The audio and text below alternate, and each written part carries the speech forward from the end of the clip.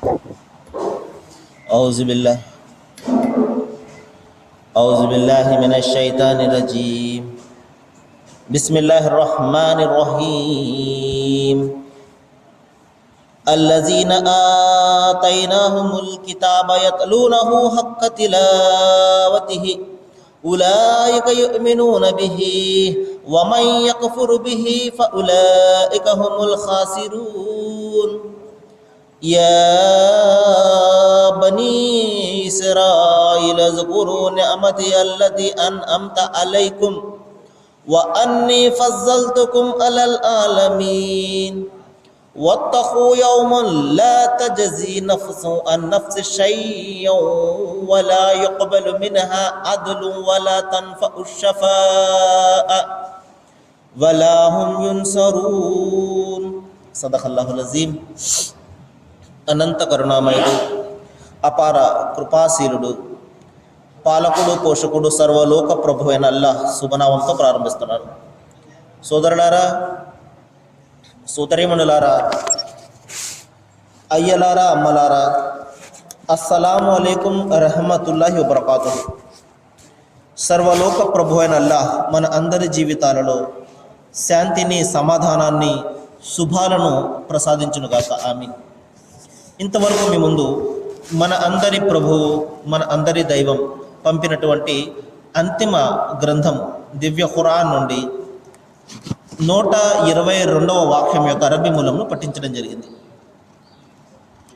దీని అర్థం ఏమిటంటే, మేము ఖురాన్ కంటే ముందు ఎవరికైతే గ్రంథాన్ని ప్రసాదించామో ఒకవేళ వారు వాటిని పఠించవలసిన విధంగా పఠిస్తే వారు నిస్సందేహంగా ఈ ఖురాన్ను విశ్వసిస్తారు.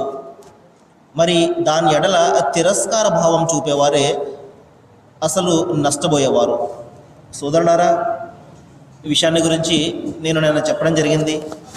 చాలా అతి ముఖ్యమైనటువంటి విషయము.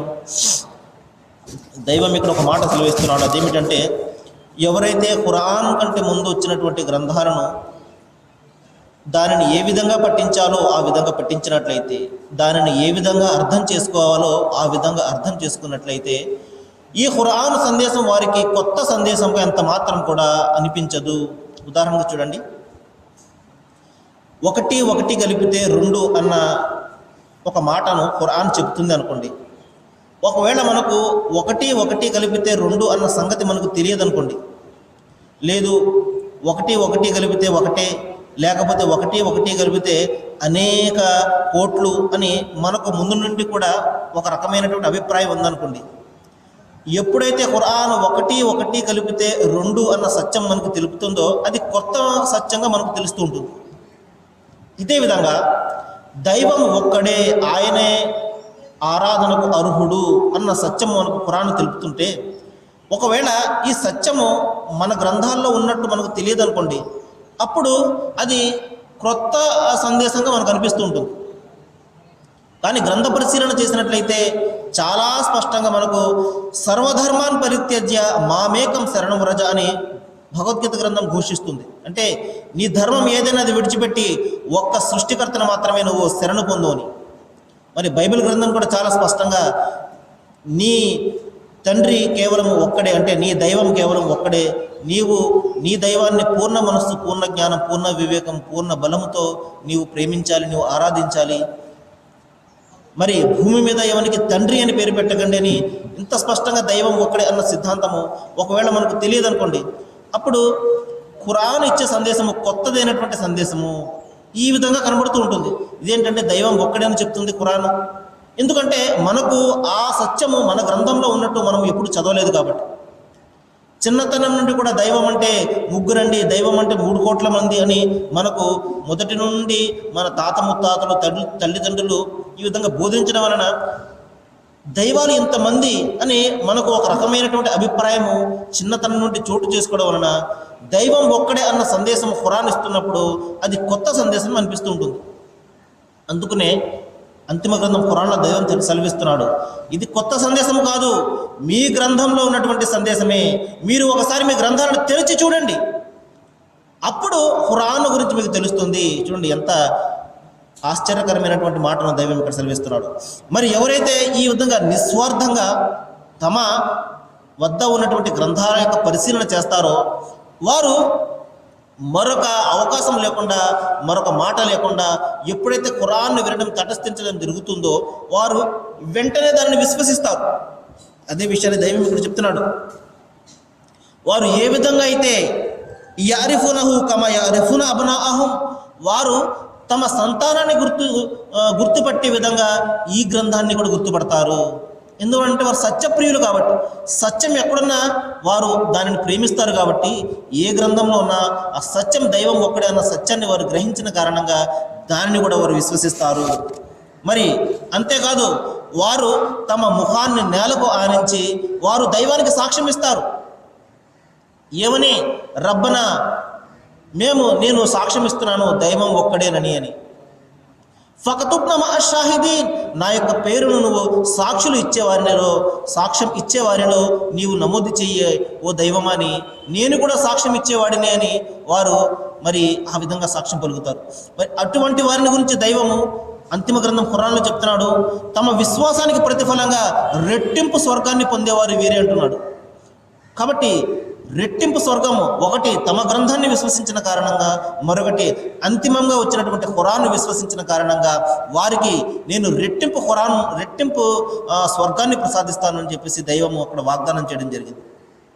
ఆ తర్వాత సోదరులారా మరొక మాటను ఇక్కడ చెప్తున్నాడు, భయపడండి మీరు ఆ దినానికి ఓ బనీ ఇశ్రాయేలు వంశీయులారా. ఇక్కడ చెప్పేది ఇశ్రాయేలు వంశీయులు యూదులకే అయినా సర్వమానవాళికి దైవం ఇక్కడ బోధిస్తున్నాడు. ఏమని? మీరు ఆ దినానికి భయపడండి, ఏ దినమైతే మీ మరణం తర్వాత రాబోతున్నదో. సోదరులారా అతి ముఖ్యమైనటువంటి విషయాన్ని గురించి దైవం ఇక్కడ సెలవిస్తున్నాడు. మనలో ప్రతి ఒక్కరము కూడా ఆలోచించవలసినటువంటి విషయము. ఎందువలనంటే ఈ రోజున మనిషి ప్రపంచం వెనక పడిపోయి ప్రాపంచిక సుఖాలను జుర్రుకోవడంలో అతడు తన సర్వస్వాన్ని ధారపోస్తున్నాడు. ఇక్కడే జీవితము, ఇక్కడే మరణము అంటున్నాడు. ఇది కాలం యొక్క పరిభ్రమణ తప్ప, ఈ విధంగా మొదటి నుండి జరుగుతుంది తప్ప మనము తిరిగి లేపబడే వాళ్ళము కాదు అని ఈ రోజున మనిషి చాలా విర్రవీగుతున్నాడు. అయితే చూడండి సోదరులారా, మరి ప్రపంచంలో అనేక మంది నేరాలు చేస్తున్నారే, మరి వారి నేరాలకు తగ్గ శిక్ష వారికి ఎక్కడ లభిస్తుంది? 100కి కేవలము ఒక 10 మంది మాత్రమే పట్టుబడుతున్నారు. 90 మంది చాలా తేలికగా తప్పించుకుని తిరుగుతున్నారు. ఇక్కడ న్యాయం జరగడం లేదు. కానీ ఇది ప్రాపంచిక న్యాయము. ప్రపంచంలో మనుషులు తయారు చేసుకున్నటువంటి చట్టాల న్యాయం ఈ విధంగా ఉంటుంది. కానీ దైవ నిర్ణయము, దైవ చట్టము అది అందరికీ కూడా న్యాయం దక్కేలా చేస్తుంది. కాబట్టి అతనికి శిక్ష పడాలంటే నిస్సందేహంగా మరొక జీవితం ఉండాలి. ఇదే విషయాన్ని దైవం చెప్తున్నాడు, ఈ ప్రాపంచిక జీవితం కాదు, పరలోక జీవితము మీకు మేలైనది, దాని గురించి మీరు ఆలోచించండి అంటున్నాడు. మరి చూడండి, మరి ఎవరైతే ఈ ప్రపంచం వెనక పడతాడో దాని యొక్క ఉదాహరణను మనం ఈ విధంగా చెప్పవచ్చు. ఉదాహరణకి ఒక పక్షి పైన ఎగురుతుంది అనుకోండి, కింద నీడను పట్టుకోవడానికి ప్రయత్నం చేస్తే ఆ పక్షి ఏమైనా దొరుకుతుందా? అదేవిధంగా ఎవరైతే ఈ ప్రపంచం వెనకాల పడతాడో అతనికి ఈ ప్రపంచము దక్కదు, పరలోకం కూడా దక్కదు. మరి ఆ పక్షి మనకు దక్కాలంటే ఆ పక్షిని పట్టుకోవాలి, అప్పుడు నీడ కూడా దక్కుతుంది, పక్షి కూడా దక్కుతుంది. ఇదే విధంగా ఒక మనిషి లక్ష్యము పరలోకమైనట్లయితే అతనికి ప్రపంచంలో కూడా దేవుని శాంతిని ప్రసాదిస్తాడు, పరలోకంలో కూడా సాఫల్యాన్ని ప్రసాదిస్తాడు. అలా కాదు, నాకు ఈ ప్రపంచమే శాశ్వతమని ఎవరైతే కోరుకుంటాడో, ఈ ప్రపంచంలో ఇంతవరకు నేను సంతృప్తిగా ఉన్నాను అని చెప్పే ఒక్క మనిషి కూడా మీకు దొరకడు. అతను కోటాది కోట్లు అతని నినపెట్టెలో ములుగుతున్నప్పటికీ కూడా అతను నాకు ప్రశాంతంగా ఉన్నది అన్న మాట ఎవడు కూడా ఇంతవరకు ఎవడు కూడా చెప్పడు. ఎందుకు? ప్రశాంతత అనేది, శాంతి అనేది దైవం పరలోకంలో పెట్టాడు, ప్రపంచంలో పెట్టలేదు. ప్రపంచం కేవలం కష్టాలమయము, నష్టాలమయము, పరీక్షల నిలయం ఇక్కడ అంతే. ఎవడైతే ఇక్కడ నేను చాలా ప్రశాంతంగా ఉన్నానండి అని ఎవడైనా అన్నాడంటే వాడు ఆత్మద్రోహం చేసుకున్నట్టే. ఎందుకంటే ఇక్కడ ప్రశాంతత ఎంత మాత్రం ఎవరికి కూడా దక్కదు, దక్కేది పరలోకంలోనే. అయితే ఇక్కడ ఒక మాట, ఎవరైతే పరలోక అపేక్షతో పనిచేస్తారో వారికి దైవము ఇక్కడ కూడా శాంతిని ప్రసాదిస్తానంటున్నాడు. కాబట్టి శాంతి లభించేది కేవలము అలా బిజిక్రిల్లాహి తత్మఇన్నల్ కులూబ్, దైవం యొక్క నామస్మరణలోనే, ఆయన ఆజ్ఞను అనుసరించడంలోనే మనిషికి ప్రపంచంలోనూ పరలోకంలో కూడా శాంతి. అందుకనే క్రీస్తు యేసు చెప్తున్నారు, నీ తండ్రి ఆజ్ఞ నిత్య జీవము. కాబట్టి దైవం యొక్క ఆజ్ఞను మీరు అనుసరించండి, అది మీకు శాంతిని ప్రసాదిస్తుంది అంటున్నారు. ఇక్కడ దైవము ఇదే విషయాన్ని ఇక్కడ చెప్తున్నాడు సోదరులారా. మీరు ఆ దినానికి భయపడండి, ఏ దినమైతే ముంచుకు వస్తుందో, ఏ దినమైతే మీ మరణం తర్వాత రాబోతున్నదో, ఏ దినమైతే మీరందరూ కూడా నిలబడి మీరు చేసే ప్రతి పనిని గురించి కూడా సంజాయిషి ఇవ్వాల్సి ఉంటుందో, ప్రతి పనిని గురించి కూడా, కేవలము చేసే పని గురించి కాదు, అతను మనసులో ఆలోచించినటువంటి చెడు ఆలోచనలకు కూడా అతను సమాధానం చెప్పుకోవాలి. మనసులో మెదిలే ఊహలను సైతము దైవం నమోదు చేస్తున్నాడు. పలానా వ్యక్తి నా కళ్ళ ముందు లేడు, ఎక్కడో ఉన్నాడు, అతని గురించి నేను చెడుగా భావించి చెడుగా తలంపు నేను నా మనసులో తలించాను, వాటిని గురించి కూడా దైవం లెక్క అడుగుతాడు. వాటిని గురించి కూడా మనము జవాబు చెప్పుకోవాలి. మన నోరున్నది, మరి భయంకరమైనటువంటి చెడు మాటలు మనం పలుకుతుంటాము, అబద్ధాలు పలుకుతుంటాము, మరి దుర్భాషలు ఆడుతుంటాము, ఎవరు కూడా చూడడం లేదు కదా అని చెప్పేసి. కానీ సోదరులారా, పలికే ప్రతి మాటను గురించి కూడా దైవం ముందు మనం సమాధానం చెప్పుకోవాలి. ప్రతి మంచికి దైవం ప్రతిఫలాన్ని ఇస్తాడు, ప్రతి చెడుకి కూడా దైవము శిక్షను ఇస్తాడు. కాబట్టి నోరు ఉంది కదా అని చెప్పి మనము దానిని ఎలాగ పడితే అలాగ వినియోగించినట్లయితే నిస్సందేహంగా పట్టుబడిపోతాము మనం. కాబట్టి దైవం ఇక్కడ చెప్తున్నాడు, ఆ దినానికి భయపడండి మీరు. మరి ఎలాంటి దినము అది? దైవం చూడండి, ఆ దినము ఎవరికి ఏ మాత్రం కూడా ఉపయోగపడరు. చూడండి, ప్రపంచంలో మనకు డబ్బు ఉన్నదనుకోండి, ఒక 4, 10 మంది, 25 మంది నౌకర్లను పెట్టుకుంటాం. చిటికేస్తే మన కళ్ళ ముందు వాలిపోయి మనకు సేవ చేస్తూ ఉంటారు. ఈ విధంగా ఇంకా డబ్బు ఉందనుకోండి, మొత్తం ఒక 100 మందిని నేను సేవకులుగా నేను పెట్టుకోవచ్చు. కానీ సోదరులారా, మరి మరణం తర్వాత ఒక జీవితం రాబోతున్న చూసారా? అందులో మనిషి ఒంటరిగా దైవం ముందు నిలబడతాడు. ప్రపంచంలో అతను సంపాదించినటువంటి సంపద అంతా కూడా ప్రపంచంలో విడిచిపెట్టి వస్తాడు. 100 మంది మార్బలం సేవకులు అందరూ కూడా ప్రపంచంలోనే మిలిగిపోతారు, ప్రపంచంలోనే ఉండిపోతారు తప్పించి అతని వెంట అతని కర్మలు తప్పించి ఏవి కూడా రావు. ఆ రోజున మనిషి కంగారు పడిపోయి తన కుడివైపును చూసుకుంటాడు, అక్కడ అతను చేసిన పనులు కనబడతాయి. ఎడం వైపు చూసుకుంటాడు, అక్కడ అతను చేసినటువంటి పనులే కనబడతాయి. మరి ముందు చూస్తే భయంకరమైనటువంటి నరకాగ్ని కనబడుతుంది. కాబట్టి అతను ప్రపంచంలో అతని వెంట ఉన్నటువంటి మంది మార్బలం కానివ్వండి, ఈ అనుచరులు కానివ్వండి, ఈ సేవకులు కానివ్వండి, ఎవ్వరు కూడా అతని వెంట వచ్చే పరిస్థితి లేదు సోదరులారా. అదే దైవం ఇక్కడ చెప్తున్నాడు, ఆ దినమున ఎవరికి ఏ మాత్రం కూడా సహాయం చేయరు. ఇక్కడ మన స్నేహితులు వస్తారు, మన ఫోన్ చేస్తే ఆపదలు ఉంటే, మన తల్లిదండ్రులు, మన బంధుమిత్రులు వస్తారు, మరి మన సేవకులు వస్తారు. కానీ మరి పరలోకంలో, మరి మన మరణం తర్వాత రాబోయే జీవితంలో మనము దైవం ముందు నిలబడి సమాధానం చెప్తున్నప్పుడు మన వెంట ఎవరు కూడా ఉండరు, ఎవ్వరు కూడా మనకు సహాయం చేసే పరిస్థితి అక్కడ ఉండదు. మరి ఇంకొక మాట చెప్తున్నాడు దైవము, ఎవరి నుండి పరిహారం కూడా స్వీకరించబడదు. ఇక్కడ నాకు డబ్బులు ఎక్కువగా ఉన్నాయనుకోండి, నేను డబ్బులు ఇచ్చి న్యాయాన్ని మార్చేయగలను, నేను చట్టాన్ని మార్చేయగలను, నాకు నచ్చిన విధంగా నేను తయారు చేసుకోగలను. ఇంకా ఎక్కువ డబ్బులు ఉన్నాయనుకోండి, ప్రభుత్వాన్ని నేను మార్చేయగలను. కానీ సోదరులారా, పరలోకంలో చిల్లి గవ్వ కూడా అతని వెంట రాదు. చూడండి ఎంత విచిత్రమైనటువంటి పరిస్థితి. ఏ విధంగా అయితే దిశమనులతోటి మనము పుట్టామో, బట్టలు కూడా లేకుండా, అదే విధంగా దైవం ముందు బట్టలు కూడా లేకుండా మరి దిశమనులతోటి నిలబడి ఉంటాము. మనం సంపాదించిన సంపద అంతా, మన సంతానం అంతా, మన మంది మార్బలం అంతా ప్రపంచంలో విడిచిపెట్టి ఒంటరిగా దైవం ముందు నిలబడతాం. ఇక్కడ నేను పరిహారాన్ని ఇచ్చి ఎవరికైనా డబ్బు ఇచ్చి నేను ఏదైనా చేసుకోగలను. కానీ పరలోకంలో ఆ పప్పులంత మాత్రం కూడా ఉడకవు. చూడండి సోదరులారా, ఆ దినమున ఒక వ్యక్తి వచ్చి, ఓ అల్లాహ్, ఓ దైవమా, నేను ప్రపంచంలో ఉన్నప్పుడు భూగోళం అంత బంగారాన్ని సంపాదించి పెట్టుకున్నాను, అదంతా కూడా నీకు ఇచ్చేస్తాను, నాకు ఈ శిక్ష నుండి తప్పించు అంటాడు. చూడండి, భూగోళం అంత బంగారాన్ని ఎవరు సంపాదించలేరు. అయినప్పటికీ కూడా దైవం అంటాడు, నీవు ఈ రోజున ఒక భూగోళం కాదు, అనేక భూముల బంగారాన్ని సంపాదించిన, 2 భూములంత బంగారాన్ని సంపాదించి నాకు ఇచ్చినా కూడా అది ఎంత మాత్రం కూడా స్వీకరించబడదు అంటున్నాడు. చూడండి సోదరులారా, మనిషి ఎంత అవివేకం అంటే తాను సంపాదించిందంతా తన వద్దే ఉందనుకుంటున్నాడు. కానీ ఒక్కసారి అతని బొందు నుండి ప్రాణం వెళ్ళగానే ఆ ఆస్తి అంతా కూడా ముక్క చెక్కలైపోయి వారసులకు వెళ్ళిపోతుంది. కానీ మనిషి ఏమనుకుంటాడు, నేను సంపాదించిందంతా ఇనపెట్టలో భద్రంగా ఉంటుందేమో అనుకుంటున్నాడు. అదే విషయాన్ని దైవం ముందు చెప్తుంటాడు, ఓ అల్లా, ప్రపంచంలో బంగారం, భూమంత బంగారాన్ని నేను సంపాదించి ఉంచాను, అదంతా ఇచ్చేస్తాను నీకు, మరి శిక్ష నుండి తప్పించను అంటాడు. చూడండి, దైవం అదే చెప్తున్నాడు. అక్కడ పరిహారం తీసుకుని ఎవ్వరికి కూడా మాఫీ చేయడం అనేది, క్షమించడం అనేది జరగదు. ఎవ్వరి నుండి కూడా పరిహారం తీసుకోవడం జరగదు. ఆ తర్వాత ఇంకొక మాట చెప్తున్నాడు చూడండి, ఎవరి సిఫార్సు ఎవరికి లాభతరం కాదు. చూడండి, ఇక్కడ మనకు ఏదైనా పని కావాలనుకోండి, మరి మంత్రి దగ్గరికి వెళ్తాము, మరి ముఖ్యమంత్రి, ప్రధానమంత్రి, ఈ విధంగా సిఫార్సుల ద్వారా మన పనులు మనం చేయించుకుంటుంటాం.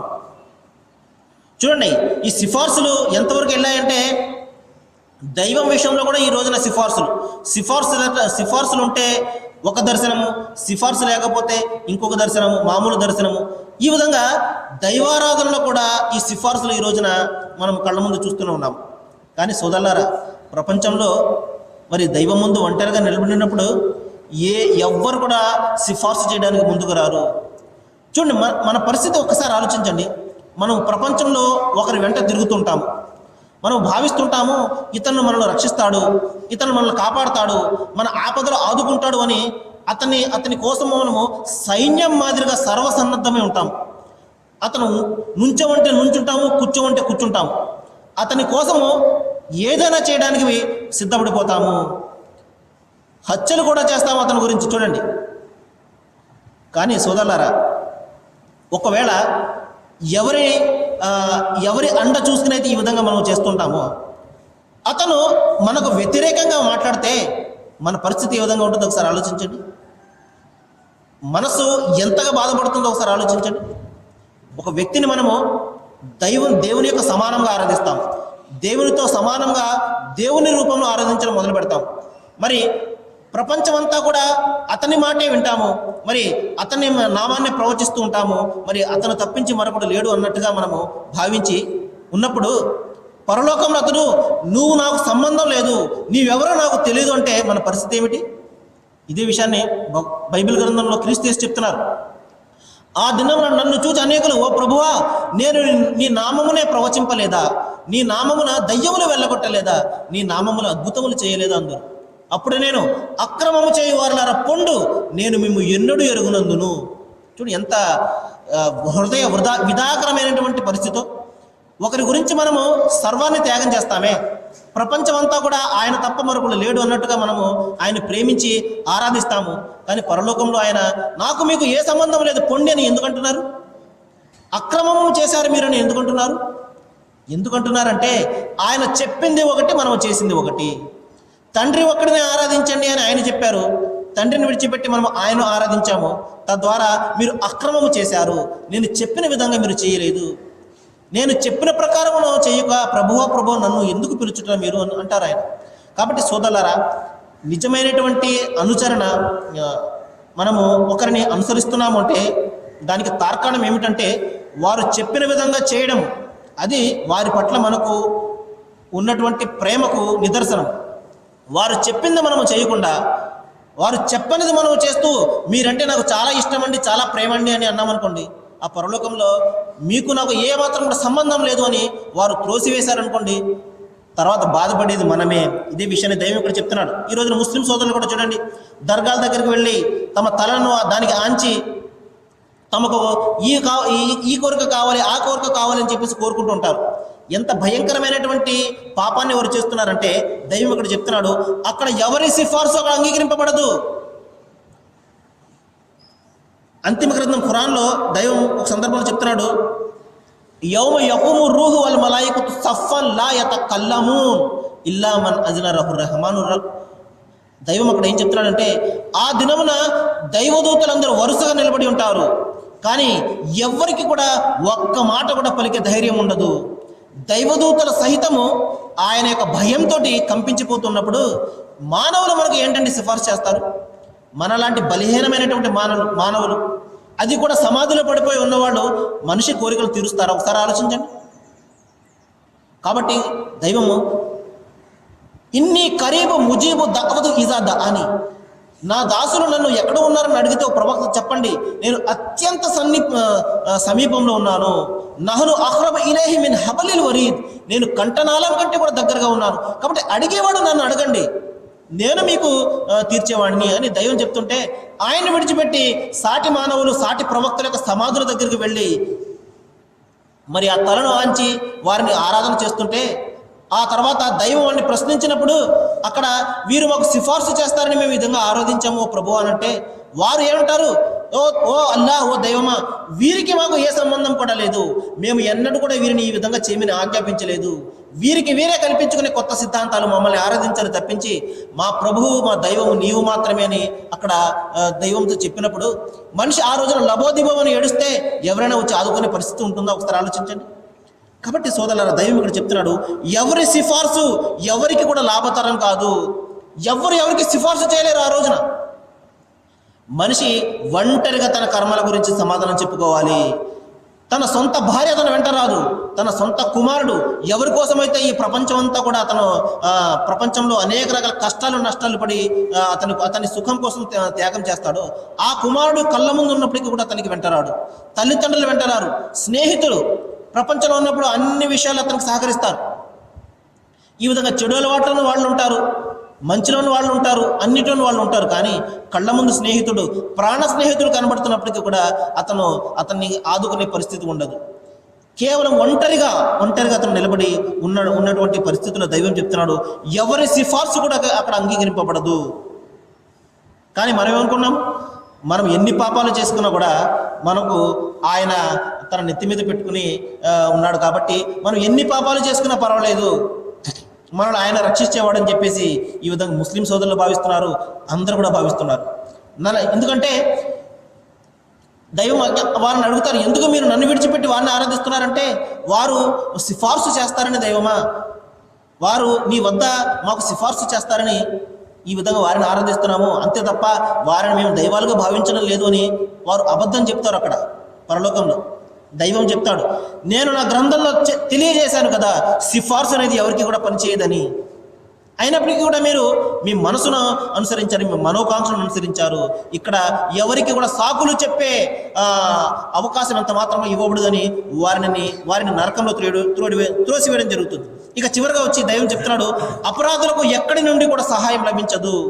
ఇక్కడ మనం ఫోన్ చేస్తే మనకు సహాయం చేస్తారు, ఏదైనా ఆపదల్లో ఉంటే మనం ఏదైనా ఫోన్ చేస్తే ప్రభుత్వం కానీ ఏదైనా కానీ మనకు వచ్చే అవకాశం ఉంటుంది. కానీ సోదరులారా, అక్కడ ఎటువంటి సహాయం ఎవరికి కూడా లభించదు. ఇంత భయంకరమైన పరిస్థితులు మరణం తర్వాత మనకు రాబోతుంటే మనము నిశ్చింతగా ఏ విధంగా జీవితం గడుపుతున్నాము, ఆనందంగా తింటున్నాము, ఆనందంగా త్రాగుతున్నాము, పడుకుంటున్నాము, మరి ఈ విధంగా అంతా చేస్తున్నాము. కానీ మరణం తర్వాత వచ్చే జీవితాన్ని గురించి ఒకసారి ఆలోచించాలి సోదరులారా. కేవలం ఒంటరిగా మనము దైవం ముందు నిలబడి మన ప్రశ్నలకు, మన చేసిన కర్మలకు జవాబులు చెప్పుకోవాలి. ఈ విషయాన్ని గురించి మనం ఆలోచిస్తూ జీవితం గడిపినట్లయితే నిస్సందేహంగా దైవభీతి మనలో కలుగుతుంది. ప్రపంచంలో కూడా మనము శాంతిని సాధించగలము, పరలోకంలో కూడా దైవం సాఫల్యాన్ని ప్రసాదిస్తాడు. మరి నేను దైవాన్ని ప్రార్థిస్తున్నాను, ఏ విషయాలైతే ఇక్కడ నేను చెప్పానో వీటి మీద మనం బాగా ఆలోచన చేసి ఆచరించాలని, దైవము ఈ మాటలన్నింటి కూడా మన మనస్సులో నిలిపి మనం వాటి పట్ల మనము ఆలోచన చేయాలని, దైవం జ్ఞానాన్ని ప్రసాదించాలని, సత్యాన్ని స్వీకరించే ధైర్యాన్ని ప్రసాదించాలని దైవాన్ని నేను వేడుకుంటూ ముగిస్తున్నాను. వాఖిరు దావానా అనిల్ హమ్దులిల్లాహి రబ్బిల్ ఆలమీన్.